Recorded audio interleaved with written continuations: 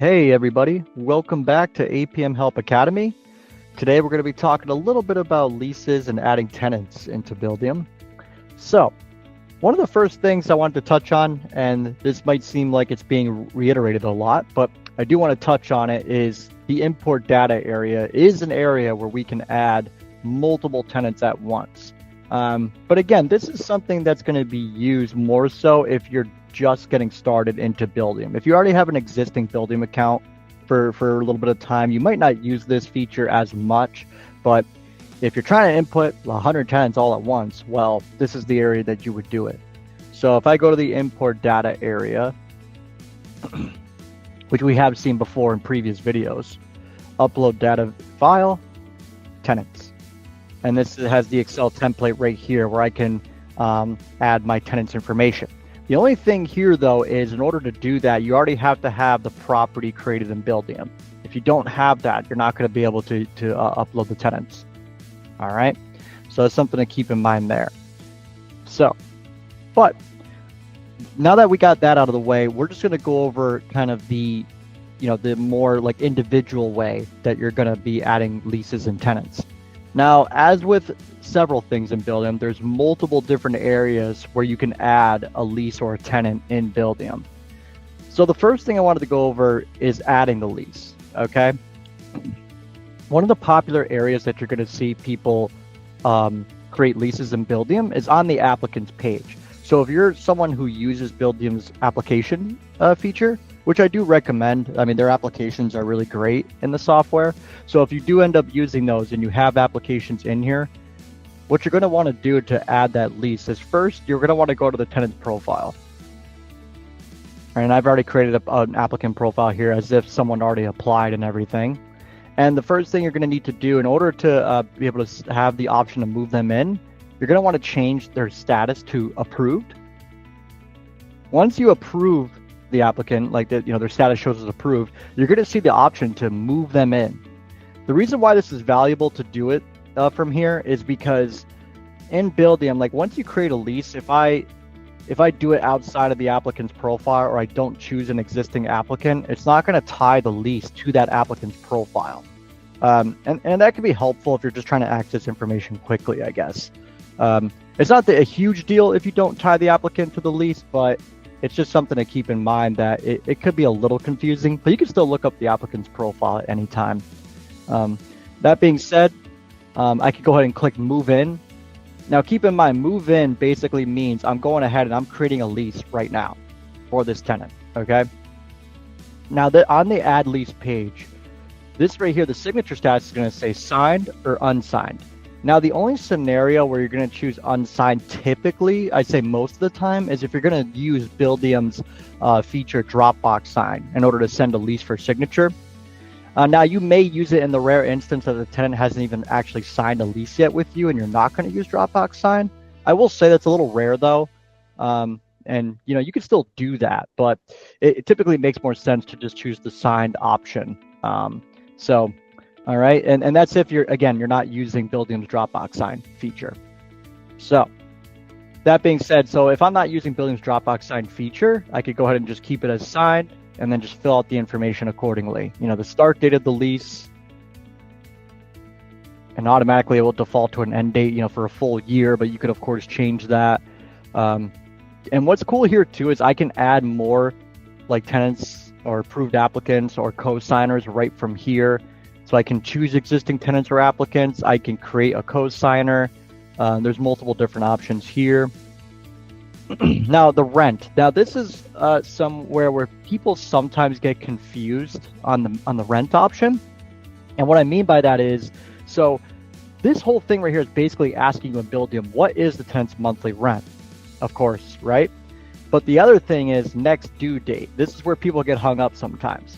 So for instance, if I have a lease that's not starting on the 1st, if it's technically starting, let's say somewhere in the middle of the month, right? The thing is, people might think, right, well, the rent's going to be due on the 18th. They're all the full first month's rent. Well, you're not going to want to do that if their rent's due on the 1st, because what's going to happen is Buildium's going to put the charge on the 18th every single time. And we don't want to do that. Like if you want the rent to post on the 1st every time, Well, then I want the rent to start automatically charging on the 1st. Think of next due date as another way of saying, when do I want Buildium to start automatically posting the rent charges? And in this case, I would, if I wanted to, to start on the 1st, well, then that's what I'm going to choose. Now, if you do need the full first month's rent to post for the 18th, for whatever reason, a lot of times what people will do this too. If you're not trying to make it like too confusing for yourself and not have to change it afterwards, here's what I can do. So for next due date, let's just say I need the prorated rent to be on the 1st, and I need the full first month's rent to be on the 18th. Well, what I can do is I don't want Buildium's automatic charge to start until October 1st. I can go down here instead and add one-time charges for rent. So I could do the full first month's rent on August 18th. Let's just say, the full first month's rent is $800. I could also do the prorated amount on the 1st of September right here. All right, and the prorated amount is whatever it would be, like $435, and I'm making this up, of course, $435.98 or something like that.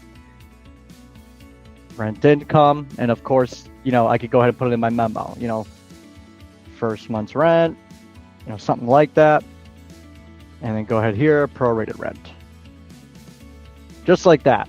That's it. And by the way, this is if you're someone who like kind of has a more like, I don't want to say complicated lease, but something where, because I do see it's very common for people sometimes to, charge, they want that first month's rent to be paid like, on the day they move in, and which I totally get.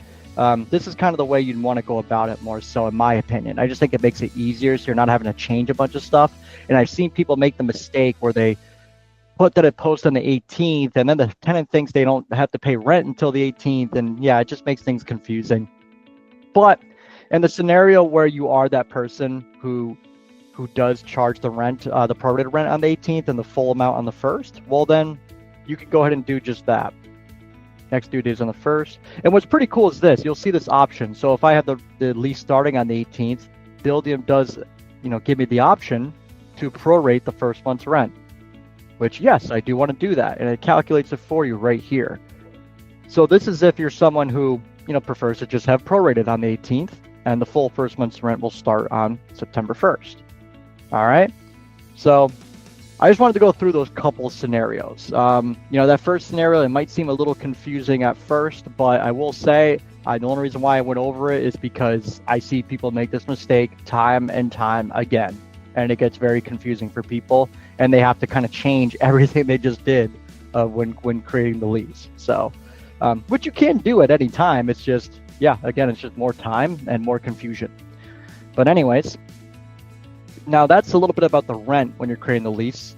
Just to reiterate, again, this next due date, keep in mind, when in doubt, this is asking you, when do you want Buildium to start automatically charging the tenant every month? And what is going to be the payment day? All right. So, next thing, we got the security deposit part. So it's going to ask you, when is the security deposit due? Typically, it's going to be due, when the lease starts a lot of times. But some people may have something else in their contract, right? Maybe you require it to be a week or two before they move in, right? Which you can do. Let's say I want it due on the 11th instead, or I want it due on the 8th, a couple weeks before they move in, something like that. That is totally fine. You can absolutely do that. And then here's where you can add any other recurring charges. So this spot is, is if like, maybe you have like a resident benefit package or something like that you want to charge every month, and you don't want to categorize it as rent necessarily. So maybe if you want something to show as rent in the reporting, maybe here you're going to want something where, you do a split rent charge, and let's just say, I don't know, you charge them for parking, and you want the parking to be seen as rent in the reporting. So you'd want to put it under the split rent charge section right here. But if you don't want the parking income, let's say, to not show as, if you don't want it to show as rent, right, in the reports that you run in Buildium under the rent reports, well, then I'd want to put it as a recurring charge instead. So that way it doesn't show up as additional rent. So I could put it down here instead too. Just another option. All right, or next due date, we could do the, September 1st, something like that. Okay. And the frequency, most people are going to do monthly in this case. Maybe in the rare instance, you have a charge every 2 weeks, weekly or something like that. I don't see this option used as much. It just depends. So typically it's going to be monthly. And any memo you're going to put. And by the way, whatever you put in this memo box, keep in mind the tenants can see this memo in their tenant portals. So whatever you're going to write in here, it's going to show in their portal. Okay? So keep that in mind if you're going to write something in there. And uploading files right here, typically what you're going to upload here is their lease agreement. Maybe some addendums, anything else that you think you'd want the tenant to have in their lease files. So those are typically the things we see right here. All right. And we go ahead and save that. And just like that, my lease is created in Buildium. So if I go to my financials page, there's my security deposit charge that I wanted to post a couple weeks before the lease started, and it went ahead and just did it for me. It's going to automatically charge the rent for me starting on September 1st. All right. And just like that.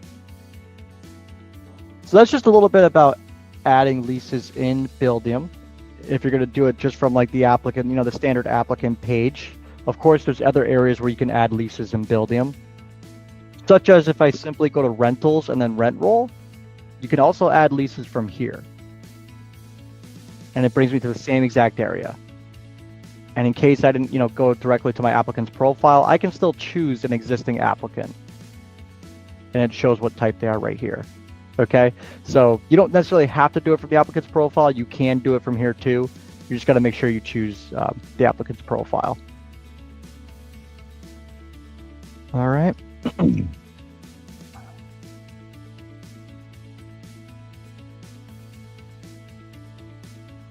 Okay, guys, and that's just a little bit about adding leases in Buildium. Something to keep in mind too, though, is if you do make a mistake on someone's lease, you can change a lot of stuff at any time. So for whatever reason, kind of like, what I mentioned earlier about the charge stuff. If for whatever reason you didn't enter in things correctly, those things can be changed. If I go to my rent tab right here, I can change anything I want about their rent. If I made a mistake, it could be all edited from here. Notice, by the way, at the top there, I can't change the start date of the rent. That's just based off of, the start date of the lease. All right. So if I wanted to change the start date of the lease, I can. For whatever reason, if that ended up changing, I can go ahead and change the start date of the lease, just like that.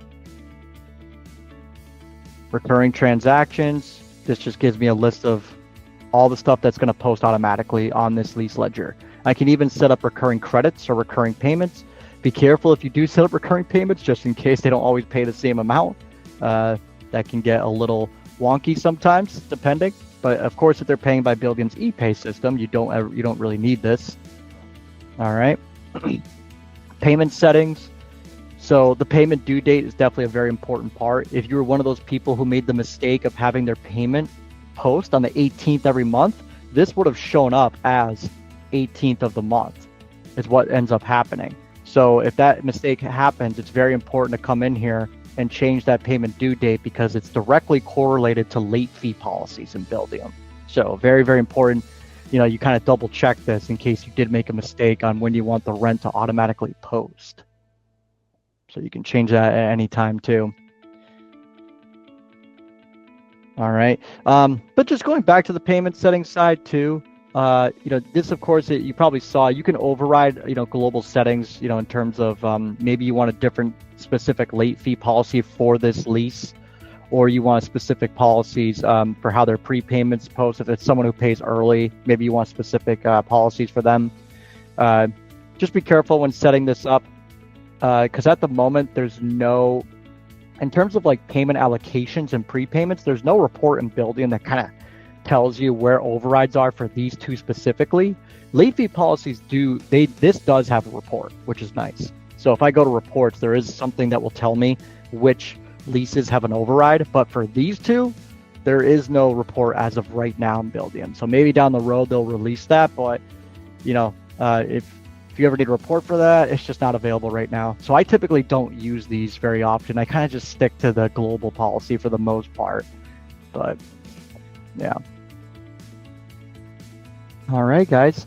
And yeah, that's a little bit about just adding leases in Buildium. And thank you for watching. Just don't forget to hit like and subscribe. Stay tuned for more videos, and feel free to reach out to us at apmhelp.com or info@apmhelp.com.